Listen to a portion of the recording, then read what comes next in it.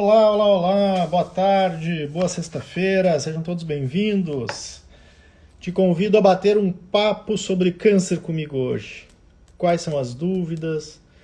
Quais são as perguntas? Se não tiver pergunta, quiser só conversar, vai mandando sua mensagem, vão enviando o aviãozinho, vai chamando todo o pessoal. Será que a gente consegue bater umas 50 pessoas ao vivo hoje? Sexta-feira, 6h30, não é muito fácil, né? Mas eu sei que vocês são de fé e estão sempre aqui comigo. Então, vão chegando aí, vão sendo bem-vindos. Queria agradecer muito as mensagens que eu recebi ao longo do dia de ontem, que acabei ficando um pouco sumido das redes. E acho que o povo achou um pouquinho estranho, porque estou sempre interagindo aqui com vocês, batendo um papo, né, respondendo, e ontem eu acabei optando por ficar um pouquinho mais quieto. O pessoal já achou estranho, mas agradeço muito todas as mensagens. Está tudo bem por aqui, tá, pessoal? Podem ficar bem tranquilos. Seguimos junto nessa missão de quebrar os tabus sobre câncer, de explicar todas as situações e tirar as dúvidas de vocês, que é o mais importante. Como todas as lives, né, vão colocando suas perguntas que eu vou respondendo dentro do possível, todas elas, né? E sempre lembrando que eu não posso fazer análise de casos individuais, eu não posso fazer consultas por aqui, e sempre são respostas em cima de conceitos, tá bom? Vamos lá, o pessoal já está colocando as perguntas e eu já vou começar a responder. Para quem gostou desse filtro aí que vocês estão vendo, né, Vencendo o Câncer, ele tem algumas outras dizeres, deixa eu ver se eu consigo trocar estando ao vivo. Não consigo trocar, acho. Não tem como trocar, mas esse filtro é da doutora Isabela, vocês podem baixar ele também, e tem vários dizeres ali, Vencendo o Câncer, Buscando a Cura, não lembro todos, achei bem legal, então resolvi botar aqui para vocês. Primeira pergunta da Júlia: doutor, quanto tempo pós-químio começam os exames pré-cirúrgicos? Isso depende de cada caso, né, pessoal?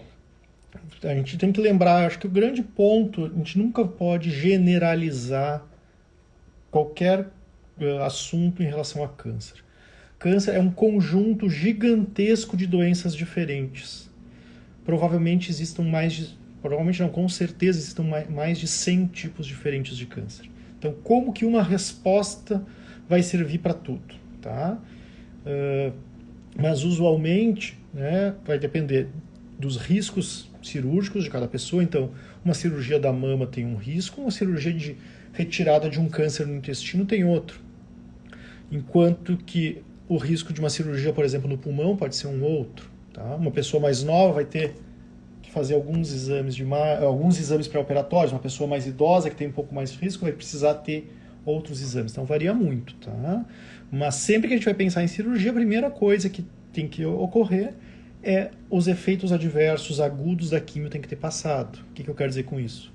Já tem que ter recuperado a imunidade, já tem que ter recuperado as plaquetas. Então, normalmente, a gente fala de uma cirurgia eletiva, né, para câncer, pelo menos após 2 a 4 semanas da cirurgia. Muitas vezes, com 2 semanas, ainda foi muito precoce, né? Muitas vezes não se conseguiu ter recuperação. Isso não é uma regra para todos, mas pode acontecer, tá bom? Doutor Juliano, o câncer de colo, mesmo em químio, dói? Não necessariamente, tem pessoas que não sentem nada, tá? Por que um câncer dói? Vamos tentar entender um pouquinho. O câncer, ele é um tecido que vai crescendo, são células que vão crescendo em algum local. Um câncer de mama dói? A resposta é depende. Um câncer de intestino dói? Depende. O que depende? Depende do local onde ele está. Se o crescimento dele, se o local que ele está existindo ali, se tem algo que possa causar dor. Por exemplo, uma lesão muito pequena, mas que está localizado numa área que tem um nervo muito próximo, que vai ficar, digamos, incomodando esse nervo. Isso vai causar dor. Uma lesão num local em que não tem nada próximo que incomode, eu sempre dou alguns exemplos práticos para vocês e trago exemplos da minha família, né? Por exemplo, meu avô tinha um câncer no rim, uma lesão de quase 10 centímetros e não sentia nada. Como assim? 10 centímetros não sentia nada? Porque estava crescendo num local em que não incomodava nada. Então, um câncer pode doer, mas não é obrigatório. Vai depender do que ele está comprometendo. Qual a possibilidade de realizar uma cirurgia em uma paciente com tumor retroperitoneal, tumor colado na veia porta? Isso depende da avaliação do cirurgião, tá? Eu não tenho como avaliar isso. Tem que fazer toda uma avaliação. Sempre que a gente fala em cirurgia, em câncer, o conceito de cirurgia oncológica em câncer é a possibilidade ou a necessidade de retirada de toda a doença. Pouco ajudará uma cirurgia em que não vai conseguir tirar toda a doença, em que vai sobrar câncer. Por quê? Porque eu vou continuar tendo os mesmos problemas. O câncer vai continuar tendo ali, vai continuar necessitando de tratamentos.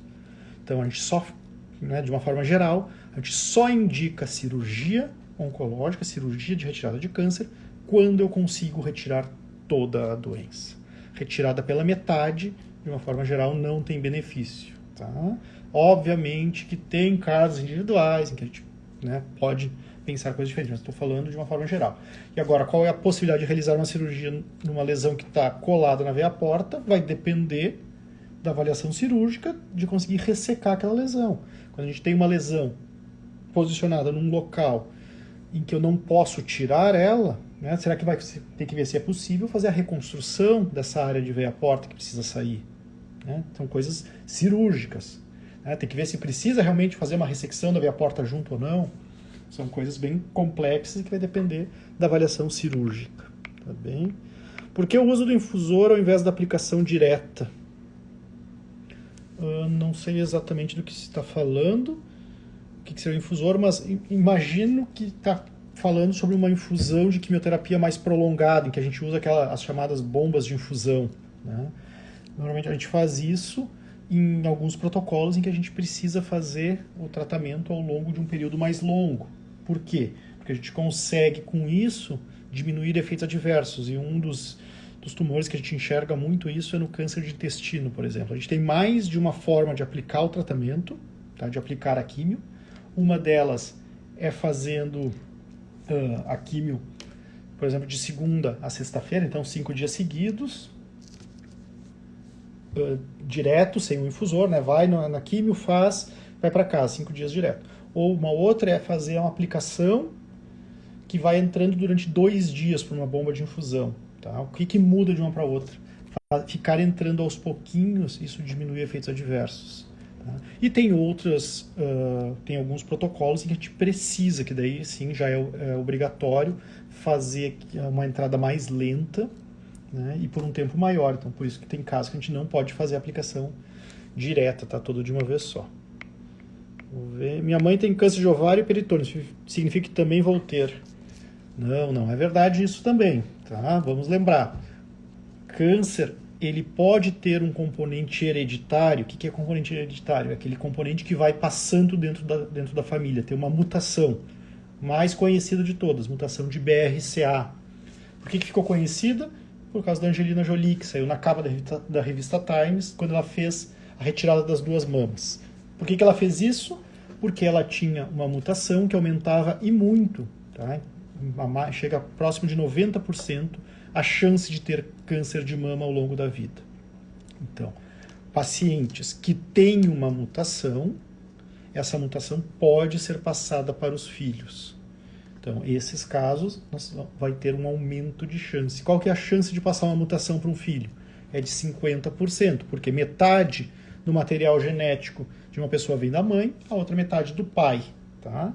Se a mãe tem a mutação, ela tem 50% de chance de passar. Tá? Porque a gente sempre herda metade do material genético da mãe, metade do pai. Então, importante a avaliação junto ao oncologista da sua mãe, para ver se ela tem indicação de fazer análise genética. Se ela tiver, ela faça. Se vier na presença de uma mutação, vai ser conversado contigo para fazer a avaliação se tu tem. E mesmo que tenha, nunca é 100% a chance de desenvolver câncer. Tá? Pode aumentar, daí vai depender de qual é a mutação.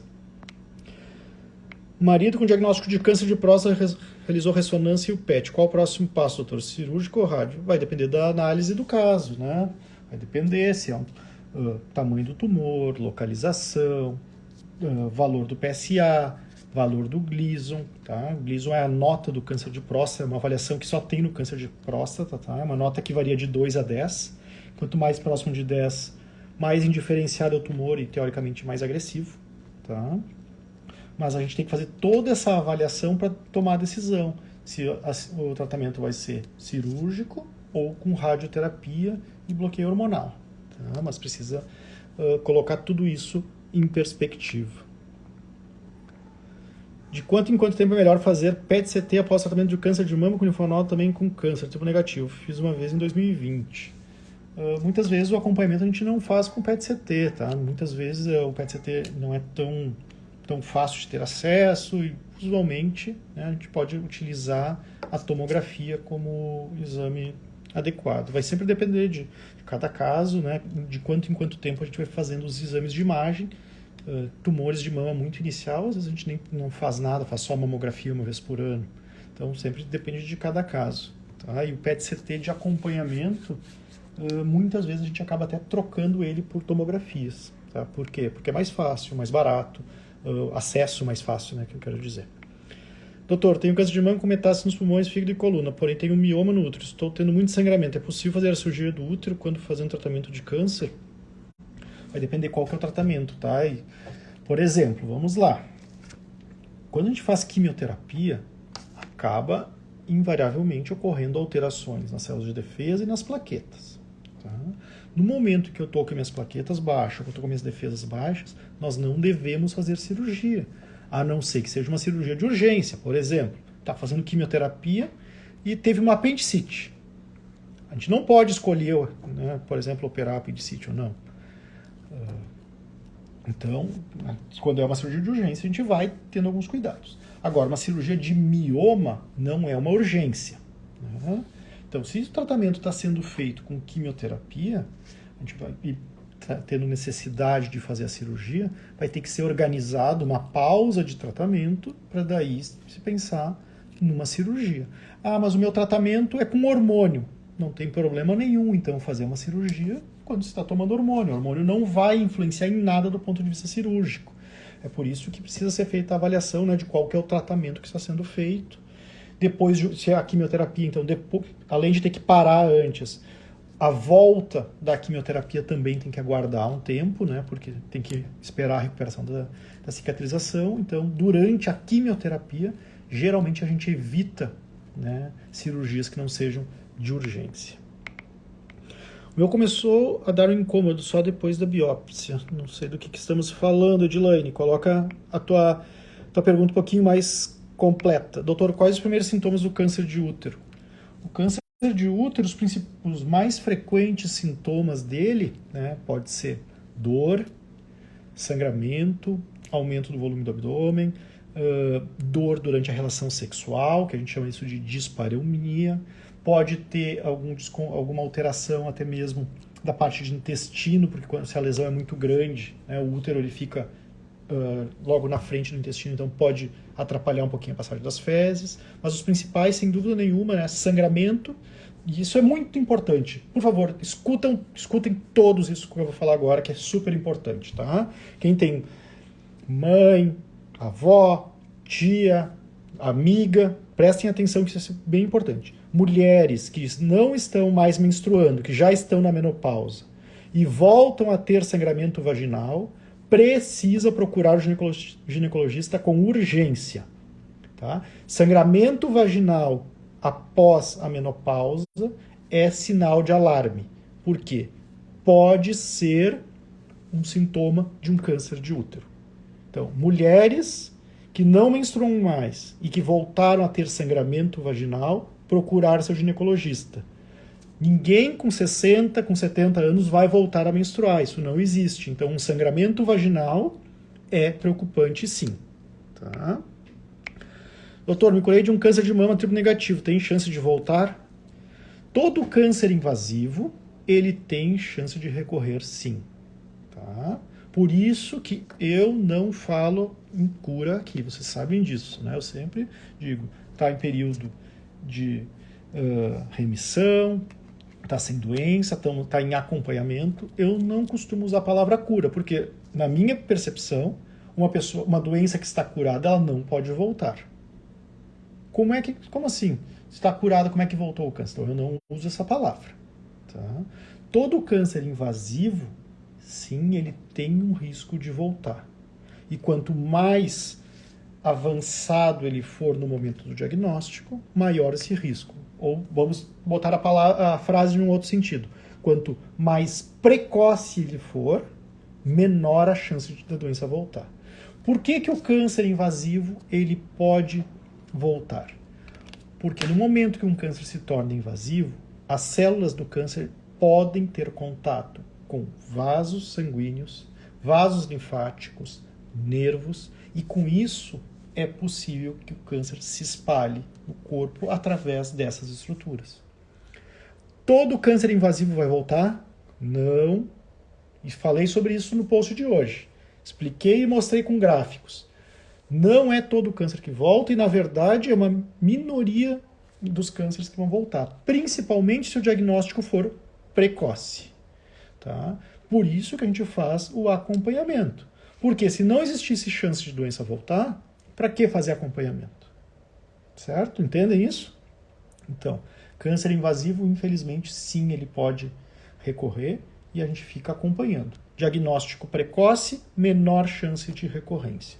Ah, doutor, mas eu já tinha linfonodo positivo, então o meu câncer vai voltar certo. Não, mais uma vez, estou repetindo, estou reforçando. Tá? Estou falando isso 2, 3 vezes a mesma coisa para que todo mundo consiga entender. Tá? Não é todo câncer que vai voltar, não faz mal, tinha linfonodo, então é certo que vai voltar. Não. Minha mãe teve câncer, então eu vou ter câncer. Não, já falamos sobre isso também antes. Tá bem? Minha mãe está fazendo quimioterapia pós-esterectomia total, pós-câncer do útero. Agora apareceram manchas no fígado. O médico disse que pretende nada cirúrgico. Pelo que eu entendo, a gente está falando de um câncer com metástase no fígado. Tá? Se essas manchas são metástases, não entendo isso. Mas vamos falar então de um câncer de útero que teve metástase no fígado. Tá? Geralmente isso é um câncer chamado metastático, avançado, e nesse momento o tratamento cirúrgico ele não costuma ser utilizado. O tratamento é com quimioterapia, um tratamento sistêmico. Porque se as células do câncer saíram do útero e foram parar lá no fígado, elas precisaram ir de alguma forma. Essa forma, sangue. Então, para ir pelo sangue, significa que pode ter câncer, né, em outros locais. Então, a gente trata o corpo todo, um tratamento sistêmico, geralmente quimioterapia. Doutor, tem algum tipo de câncer com metástase no fígado que a gente pensa em cirurgia? Tem. Câncer de intestino, então câncer de cólon, com metástase no fígado, quando é unicamente no fígado, a gente pensa em tratamento cirúrgico e quimioterapia, com chance de resolução da situação. Doutor, eu tenho câncer de intestino com metástase no fígado, no pulmão, na coluna. Não é esse caso que a gente está conversando. A gente está falando, então, né, de um caso com baixo volume de doença e que é possível ressecção completa das metástases. Mas isso se chama individualização de caso. Isso não é algo que sirva para todo mundo, isso é algo que tem que ser visto com muito cuidado no seu caso específico. Local da lesão, tamanho, número, né? Então, normalmente, estamos falando aqui de quando é 1 ou 2 lesões, máximo 13, olhe lá, que consiga ser ressecado todo, que não tem mais nada em outras partes do corpo. Então, tudo um cuidado super importante. Minha amiga com câncer de mama sente muitas dores na coluna, na quimioterapia, ao ponto de parar a aplicação. Tem chance de ser metástase? Isso é bem interessante. Vamos falar um pouquinho sobre isso. Algumas quimioterapias, durante a aplicação, elas podem trazer um desconforto, uma sensação ruim de dor, tá? Às vezes é uma dor nas costas, tem algumas pessoas que sentem uma opressão no peito e que isso está relacionado com a infusão, tá? A gente chama isso de reação infusional. E a forma que a gente trata, a primeira é simplesmente parar a quimioterapia por um tempinho. Só o fato de parar a quimio e depois deixa passar o sintoma, né? Normalmente espera meia hora, por aí, depois retoma numa velocidade um pouquinho mais lenta, é o suficiente para não ter mais o sintoma.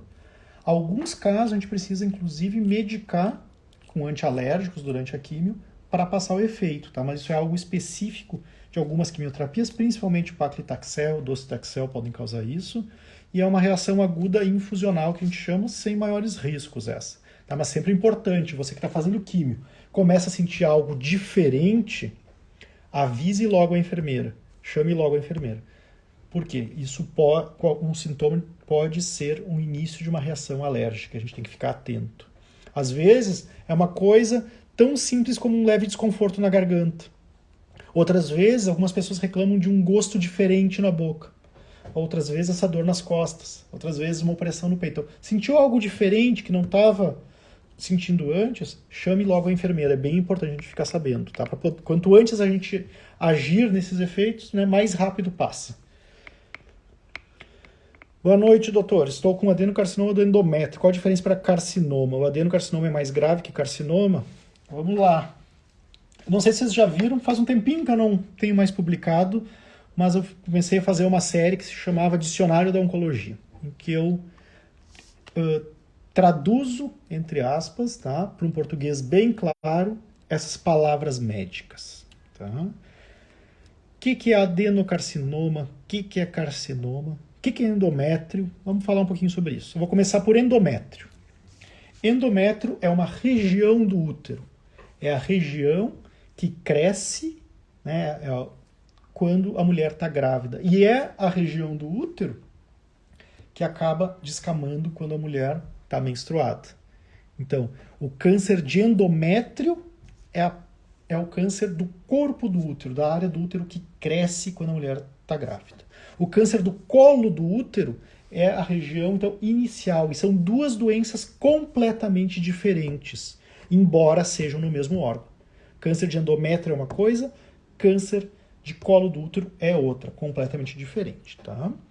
Adenocarcinoma, vamos dividir essa palavra em duas. Tá? Carcinoma é sinônimo de câncer. Tá? Quando eu tenho um carcinoma, eu estou dizendo que eu tenho um câncer, que eu tenho células malignas ali. Existe o carcinoma epidermoide ou carcinoma escamoso, isso é a mesma coisa. É o câncer que tem origem nas células de revestimento do órgão. Tá? Então, muitas vezes, o carcinoma epidermoide ele é chamado de carcinoma escamoso e algumas pessoas chamam ele só de carcinoma. O que é o adenocarcinoma? A palavra adeno significa glândula. Então, adenocarcinoma é o câncer que se inicia em células que, quando eram normais, eram glândulas. Tá bom? No endométrio, a gente tem, usualmente, adenocarcinomas. Então, câncer que surgem de células que antes tinham uma função glandular. O câncer de colo do útero, o mais frequente, é o carcinoma epidermoide ou escamoso, embora também exista o adeno. No caso do colo do útero, o adeno, a gente não sabe exatamente o motivo, mas quando a gente compara pessoas com características todas iguais, apenas uma sendo adeno e outro epidermoide, o adeno tem piores prognósticos, ele parece ser mais agressivo. A gente não sabe os motivos disso. Tá? Mas isso não significa que não tenha tratamento e que não tem como resolver. Diagnóstico precoce salva vidas, não esqueça essa frase. Câncer de testículo com metástase em pulmão, linfonodos, depois da quimio, biriri, removi, laparoscopia, biópsia do tecido sem malignidade. Vitória está chegando. Muito bom, isso aí, Gui. Seguir, câncer de testículo é um câncer bem diferente. Né? É aquele câncer em que não existe a nota 4, que seria o câncer avançado. Mesmo, eu tenho câncer com metástase no pulmão, no máximo é 3. Eu tenho câncer de testículo com uma metástase no cérebro, continua sendo 3. Tratamento com quimioterapia tem ótimos resultados. Muitas vezes o câncer de testículo vai ser composto por mais de um tipo de célula e normalmente a gente tem algumas células desse câncer de testículo que não respondem à quimioterapia ou até mesmo podem ser células de tumores benignos. Por isso que em alguns momentos a gente faz quimioterapia para o câncer de testículo, a doença diminui, mas não desaparece por completo, e daí a gente opera. A gente retira o que sobrou, porque muitas vezes é um componente benigno ou um componente que não responde à quimioterapia. Quando aumentam o ciclo da quimioterapia, quer dizer que o tratamento inicial não deu certo? Não sei o que significa aumentar o ciclo da quimio. Tá? Adriana, tenta te explicar um pouquinho melhor na pergunta, que eu não sei o que significa aumentar o ciclo da quimio. Vou sair um pouco do assunto. Fiz cirurgia de câncer de mama, fiz só rádio apenas e depois de um ano apareceu fibrose. Meu seio está duro debaixo da axila, dói bastante. Quando a gente faz radioterapia, independente da área, a gente acaba irradiando tecido normal. Quando a gente faz essa radioterapia, o tecido normal ele inflama. E essa inflamação depois vai acabar seguindo com cicatrização. Tá? Essa cicatrização pode gerar fibrose, né? E essa fibrose, em alguns locais, dá aquela sensação de tecido mais duro, né? Mais espesso. Aquilo que nem quando a gente tem um corte e depois na área da cicatriz ela fica um pouco diferente. Tá? Isso às vezes é fibrose e pode trazer um desconforto, sim. Meu tumor não respondeu à químio, mas também não aumentou. Tomando capecitabina e vou fazer rádio também. Então é isso, eu acho que está falando de uma neoadjuvância. Neoadjuvância é aquele tratamento feito antes da quimioterapia, antes da cirurgia, né? Não teve diminuição, fez a cirurgia, sobrando o tumor. Nesses casos, em câncer de mama, a gente acaba indicando o tratamento complementar. Bloqueio hormonal para câncer de ovário tem muitos efeitos adversos. Como funciona? Bloqueio hormonal é quando a gente utiliza alguma medicação que a gente vai acabar manipulando os hormônios do corpo. Tá? É engraçado que às vezes a gente usa uma medicação que é hormônio para parar a produção de hormônio. Tá? Por exemplo, o Zoladex é isso, né? A leuprorelina é isso. Geralmente são bem tolerados, tá? Vai depender exatamente de qual que é o tratamento. Existe mais de um tipo de hormonioterapia. Tá? Normalmente os tratamentos são muito bem tolerados. Câncer de mama com linfonodos positivos. Terminei meu tratamento. Quimio, cirurgia, rádio, agora tamoxifeno. Você pode falar sobre efeitos colaterais? O tamoxifeno não tem muitos efeitos colaterais, embora muitas mulheres acabam citando muitos efeitos. Tá? O que acontece é que muitas vezes a gente acaba tendo sintomas inespecíficos. Muitas vezes é a mulher que acaba entrando na menopausa, então pode acabar confundindo os efeitos de menopausa com o de tamoxifeno. Mas o que eu quero chamar a atenção são para 2 efeitos adversos do tamoxifeno, que eles são muito pouco frequentes, mas que podem acontecer, então a gente precisa prestar atenção. O primeiro deles, tamoxifeno aumenta risco de trombose. Tá? Doutor, o que eu posso fazer para prevenir trombose? Não tenho o que fazer. Tá? É quando... exceto em viagens, não ficar muito tempo parado, né? Viajando de avião lá paradinho, não fica a cada 2 horas pelo menos, levanta, dá uma caminhadinha, faz o sangue circular, tá? Mas fora isso não tem muito o que ser feito. Mas atenção, como é que eu suspeito de uma trombose?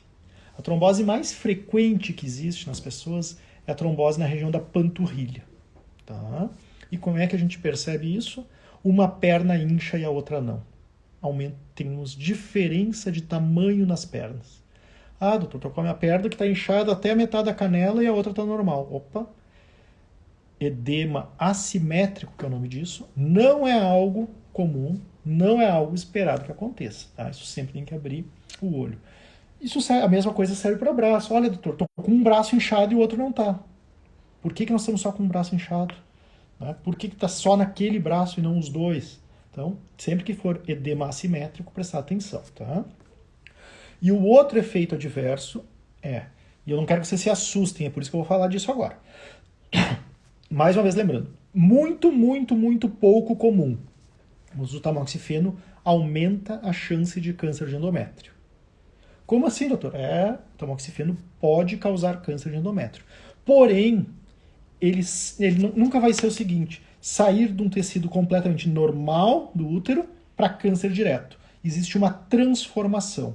E essa transformação ela acaba se manifestando com sangramento vaginal. Então, mais uma vez, mulheres que mudou o fluxo menstrual, aumentou muito. Tá? Ou mulheres que não menstruavam mais e voltaram a ter sangramento vaginal e estão tomando tamoxifeno, conversar imediatamente com o seu médico. Por quê? A gente faz a avaliação. E se está ocorrendo essa transformação no útero, simplesmente a parada do tamoxifeno faz com que as células do útero voltem ao normal. Tá? Então, esses são os 2 efeitos adversos do tamoxifeno que eu queria chamar a atenção de vocês. Por favor, não fiquem preocupados. É muito raro de acontecer, tá? Em torno de 1%. E estando atento a essa questão do sangramento vaginal, a questão do câncer de endométrio cai por terra. Estou com múltiplos papilas no reto e no cólon com 5... pólipos, deve ser no reto e no cólon com 5 litros. Pode falar sobre isso, por favor? Pólipos são crescimentos anormais de células, tá? Algumas vezes são por tecido normal, por células normais, outras vezes podem ser células, podem ser alterações nesses pólipos que podem causar câncer.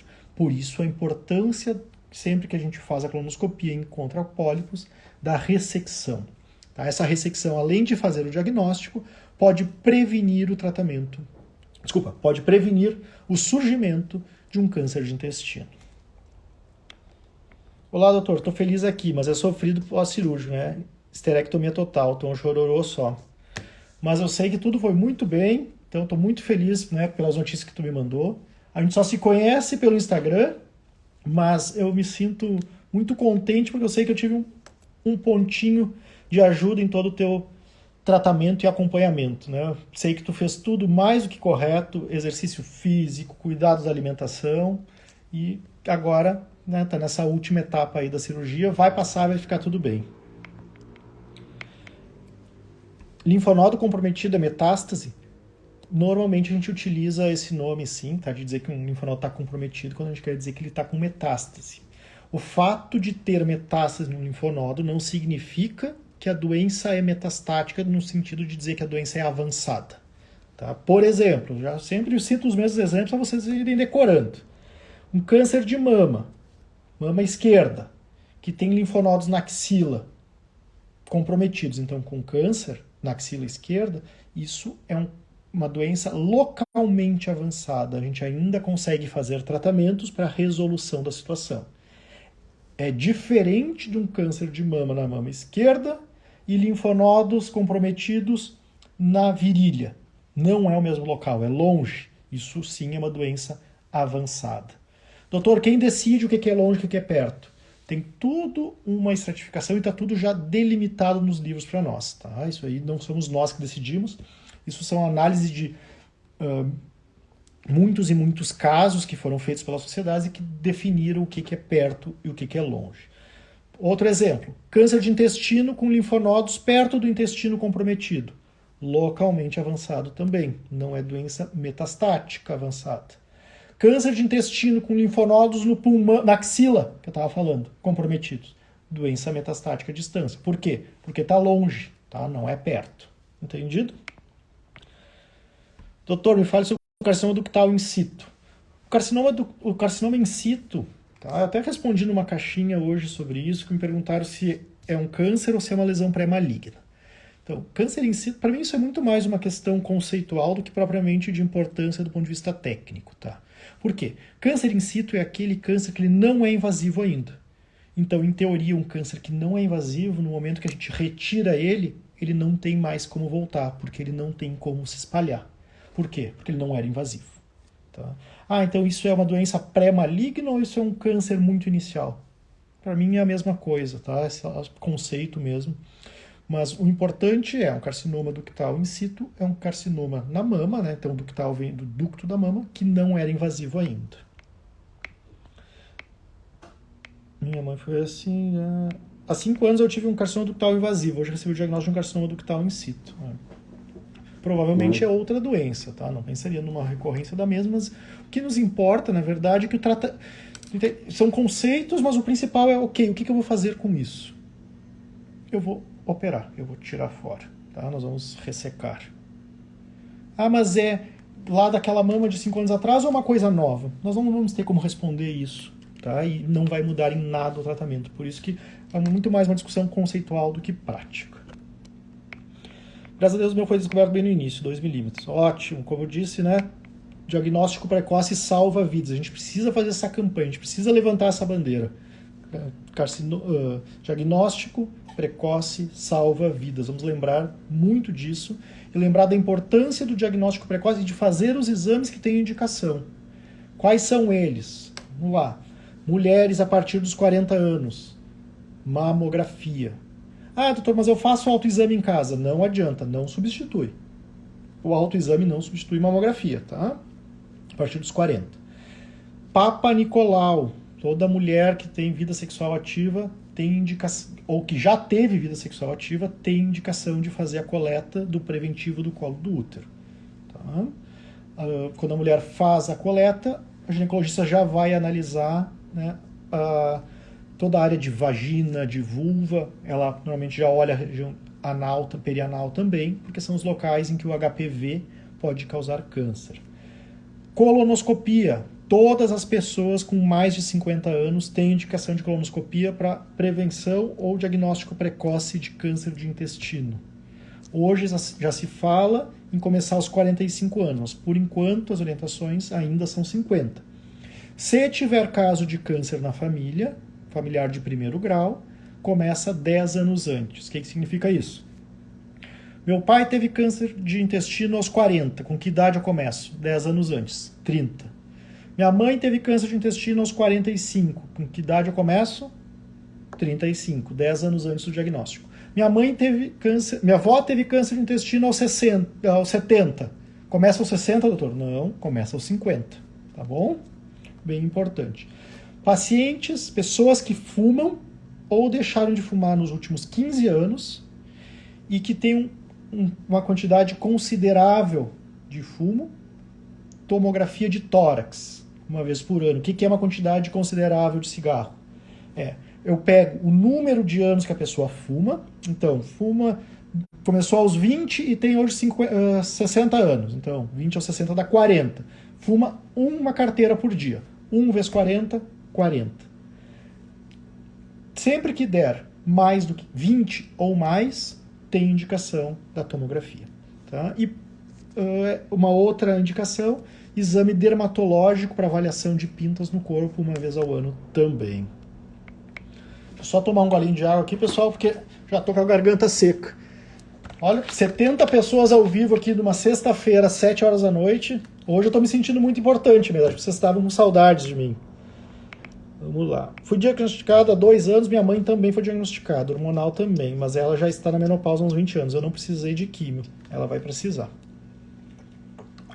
Bem importante, tá? Só esse comentário. Mãe e filha, 2 casos, tá? Provavelmente indicação, né, de avaliação com oncogeneticista para ver se não tem uma síndrome familiar que predispõe ao câncer. Bem importante isso, tá? Converse com o seu oncologista sobre esse assunto. Minha mãe descobriu o câncer de mama há 8 meses. Já fez cirurgia, está fazendo químio. Com quanto tempo preciso fazer uma mamografia ou ultrassom?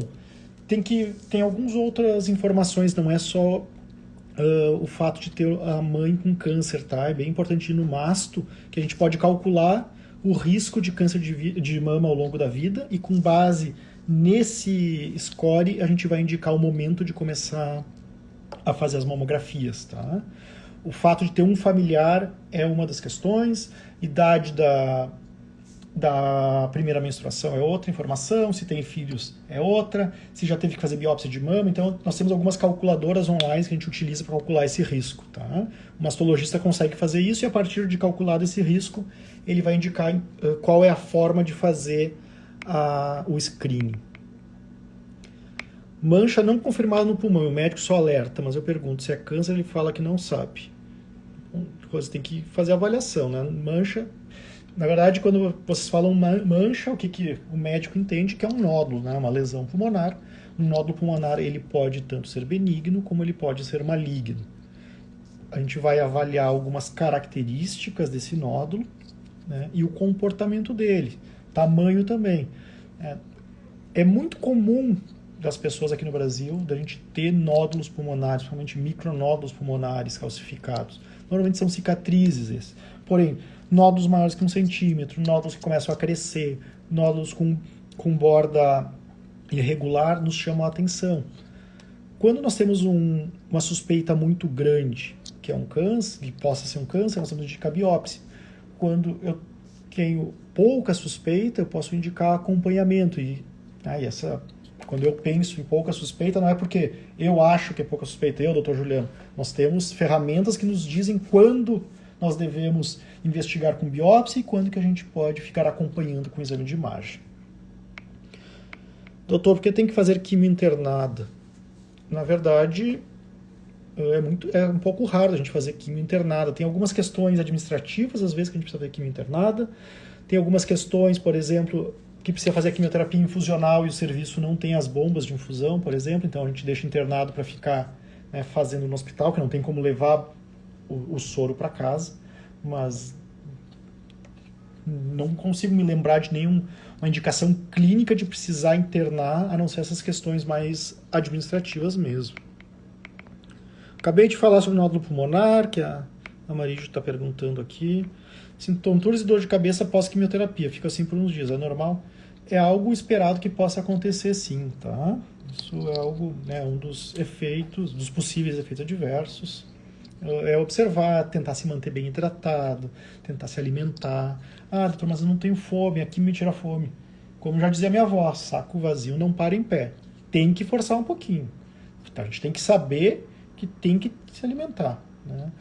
Se tem muita náusea, conversa com o seu médico para ver se não dá para usar alguma medicação para diminuir a náusea. Vamos fracionar a alimentação. O que é fracionar a alimentação? Comer um pouquinho, né? Cada vez, que nem passarinho, a gente diz, né? Come um pouco agora, daqui uma hora come mais um pouco, depois come mais um pouco, para não deixar o estômago muito cheio. Tentar alimentos mais neutros. O que é alimentos mais neutros? Aqueles que não têm um sabor tão intenso, tão forte, diminuir um pouquinho a quantidade de tempero. Tudo isso é importante. Buscar aqueles alimentos que te trazem mais apetite. Né? Tudo isso ajuda a diminuir esses efeitos adversos da quimioterapia.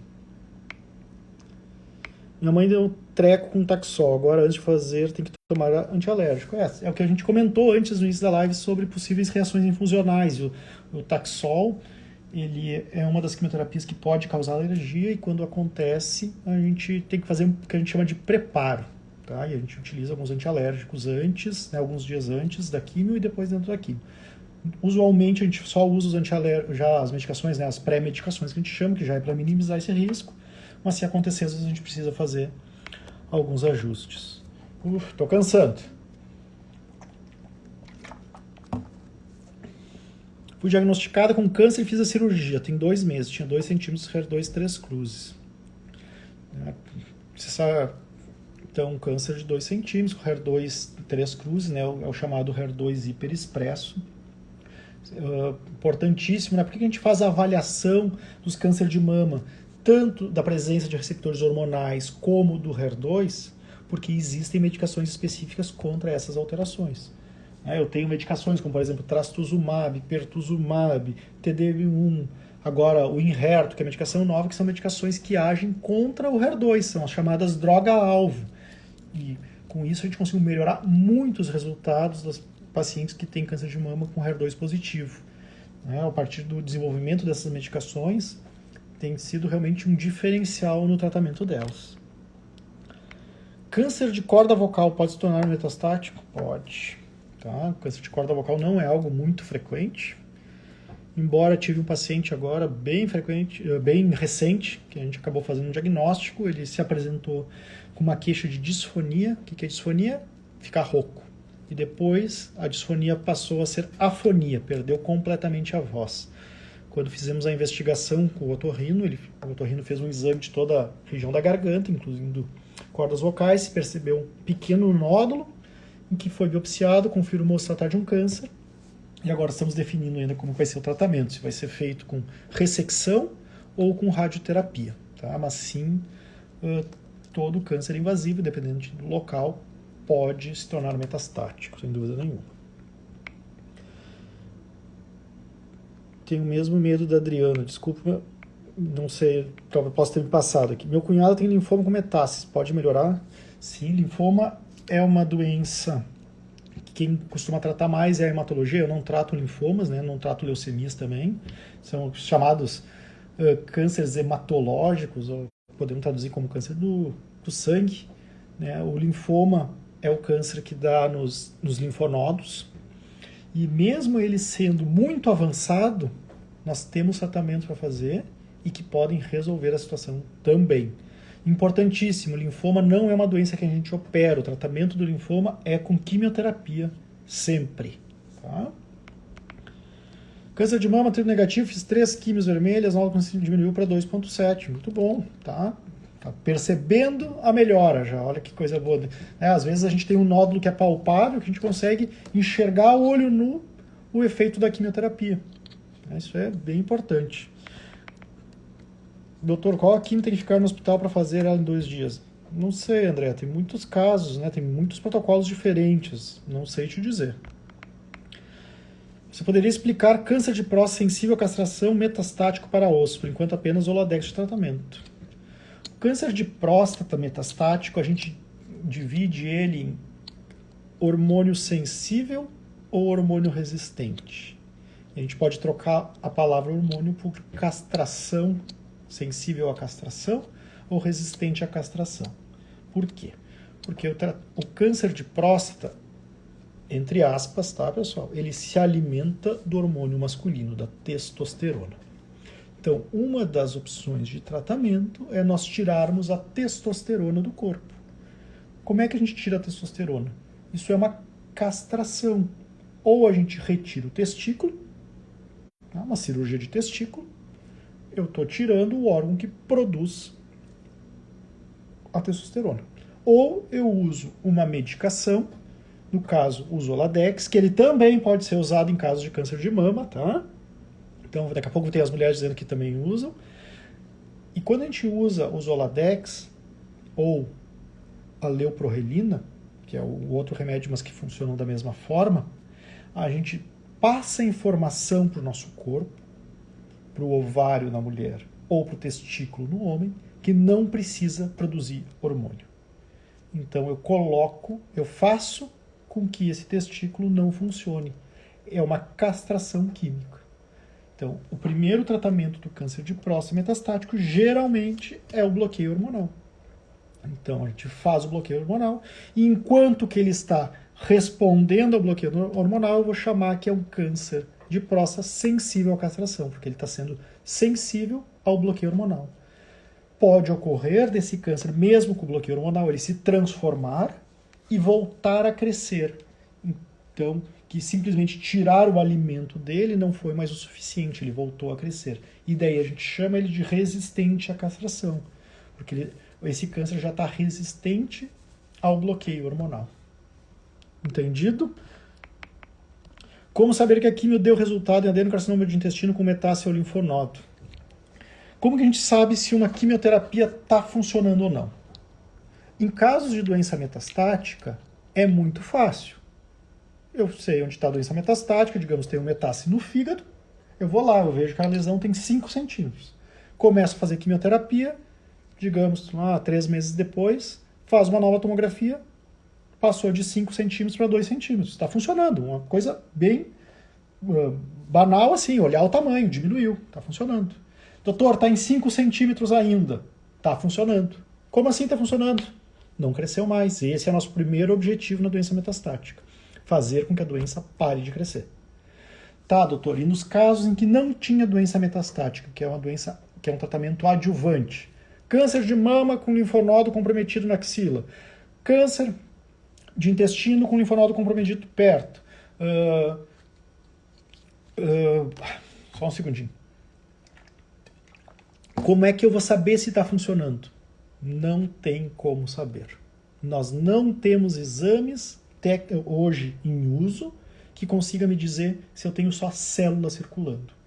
A gente vai ficar acompanhando ao longo do tempo, mas nós não temos como dizer, a quimioterapia adjuvante, que é essa feita depois da cirurgia, nós não temos um exame como padrão, tá bom? Atrasar quimio por imunidade prejudica o tratamento? Já adiei 2 quimios e faltam 4 para terminar. A resposta, né, é sim, talvez prejudique um pouco, mas esse prejuízo é muito, mas muito, muito, muito menos menor que o risco que tu está correndo se a gente fizer quimioterapia com a imunidade baixa. Quando a gente faz quimioterapia, a imunidade cai. E a gente espera ela recuperar para fazer a próxima. Por isso que a gente tem a coleta de exames antes da próxima quimio. Se não recuperou, eu não faço a quimio. Por quê? Putz, já está baixo, eu vou lá e dou mais uma pancada em cima das minhas células de defesa. O que vai acontecer? Vai cair mais ainda. Caindo mais ainda, coloco num risco maior de pegar uma infecção. Pegar uma infecção e coloco num risco, inclusive, de morte. Tá? Por isso que a gente tem que ter esses cuidados. Eu acho que foi ontem que eu publiquei um vídeo em que eu explico esses conceitos, né? O atraso da químio pelas plaquetas baixo, o atraso da químio pelas células de defesa baixa. Tá? Dá uma olhadinha, acho que é ontem, mas é exatamente por isso, tá? Por causa dos riscos. Fazer tratamento, a primeira coisa é cuidar com os riscos. Eu não posso te colocar num risco maior, né, que já estaria. Fiz cirurgia tem 2 meses, tinha 2 centímetros, mas é HER2 triplo positivo, HER2 3 cruzes. O onco indicou terapia TCH 6 livros.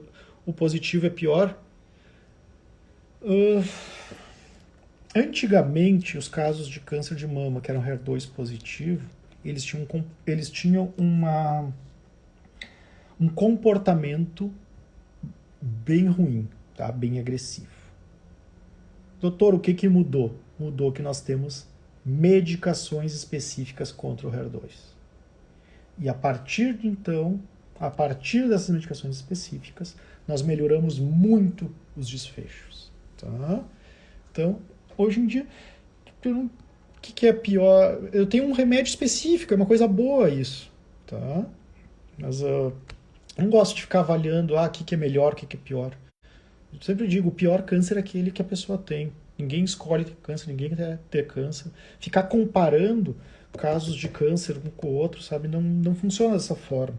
O que é melhor ter um câncer de mama HER2, 3 cruzes, que eu fiz o tratamento e nunca mais voltou, ou um câncer de mama hormônio positivo com doença metastática? Entende? São diferentes. Não vamos ficar fazendo esse tipo de comparação, que essas comparações, geralmente, a gente não chega em lugar nenhum. O médico informou que teria que fazer mais 2 ciclos de quimio, ou seja, eu iria fazer rádio, mas a alteração da minha tomografia de crânio pode ser meu câncer foi de mama. Adriano, então, um pouco não entendi muito bem. Continuo sem entender muito bem, tá? Eu sei que tu colocou antes. Provavelmente tinha um plano, né, mais curto de quimio e talvez optou por fazer um pouco mais para diminuir os riscos de recidiva, talvez seja, mas acho que tu tem que perguntar para ele para entender exatamente o porquê dessa mudança, tá? Estou tomando anastrozol, mas estou tendo muito formigamento nas mãos. O anastrozol não costuma dar formigamento, o anastrozol costuma dar dor muscular, dor articular, isso sim, tá? O formigamento, eu não sei se é o teu caso, né, mas até todos os dias vem essa pergunta. A quimioterapia, que vocês chamam de quimioterapia branca, o paclitaxel, o docetaxel, pode dar neuropatia periférica. E a neuropatia periférica, sim, ela pode se manifestar por formigamento nas mãos. Mas durante a quimio eu não tinha e agora eu estou tendo. Sim, pode começar depois. Tá? Isso é um detalhezinho bem importante. Pode começar, essa neuropatia pode se desenvolver, né, algumas semanas até alguns meses após terminado a quimio. Vamos lá, pessoal. Qual a chance de uma biópsia dar errado? Eu respondi hoje sobre isso na caixinha também, acho que não é. Nós temos que entender, não é uma biópsia dar errado. Quando a gente faz uma biópsia, a gente retira um pequeno fragmento. Tá? Pense o seguinte, tu tem uma lesão de 2 centímetros na mama. Tu vai pegar uma agulha e tu vai tirar um pequeno fragmento dela. E vai ser analisado pelo patologista. Ele está tendo um material pequeno, em que talvez não consiga dar o diagnóstico por ter pouco material, ou ele vai dar um diagnóstico daquela região. Porém, existe um conceito que se chama de heterogeneidade tumoral. O que significa isso? Que eu tenho diferentes populações de células em áreas diferentes do câncer. Então é por isso que às vezes eu tenho um resultado na biópsia e depois, quando faz a análise pós-cirúrgica, eu tenho um resultado um pouco diferente. Isso pode acontecer? Pode, e isso não é erro médico. Isso é por causa dessa questão de ter populações diferentes em áreas diferentes. Pense que eu tenho um triângulo, uma bolinha aqui que é o tumor, tá? Divide ele em 4. Aqui eu tenho um tipo de célula, aqui eu tenho outra, aqui eu tenho... Eu vou entrar com a agulha e vou pegar uma área aqui assim. Não necessariamente essa área vai ter o mesmo tipo que aqui. Embora isso não seja algo tão comum de acontecer, mas pode. Tá bem, pessoal? Vou agradecer a todos que estiveram aqui. 50 minutos de live, mas eu vou encerrando agora. Estou cansei. Falando bastante, acho que respondi quase 100 perguntas. Vou deixar essa live salva lá no YouTube e vamos continuar batendo papo pelas caixinhas, pelo direct, por onde for. Um beijão a todos, Uma ótima sexta-feira à noite e um bom final de semana a todos. Tchau, tchau.